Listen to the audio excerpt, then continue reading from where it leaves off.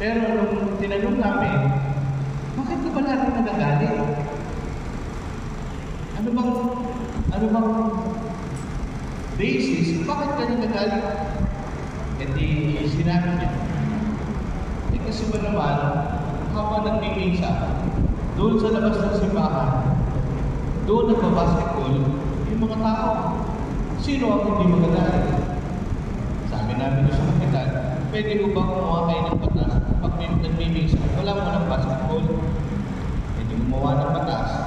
Simula noon, hindi na nagalit si Padre. Sino ba naman na magagalit? Habang nagmimisa, nagsisermon ka, eh may pumipito doon sa labas. Pow! Eh kung tinatama mo yung malaking mo. Minsan po okay magalit, pero depende kung ano ang dahilan, kung bakit ka nagagalit.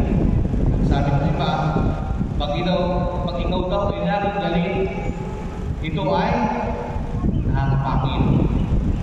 Pag lagi ka galit, hindi lang pangit, yung pangit yung mukha mo, naging pangit mo yung pananaw mo sa buhay kasi negative emotions na laging namumutawid sa iyong buhay. Yan ang tindaan mo doon. Kaya ngayon, tayo nagalit.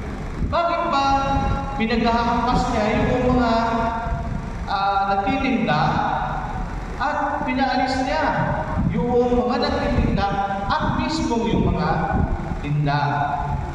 Meron po kasi konteksto. Dapat malaman natin na noong unang panahon, sa templo, ang ini-offer ay yung mga the best.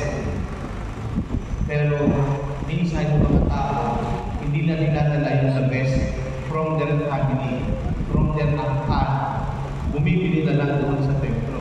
At ano yung karaniwang iniaalay sa templo? Sabi ng iba, depende sa iyong kaya, minsan depende sa iyong nagawang kasalanan daw. Kaya may tinang baka, may tinang tupa,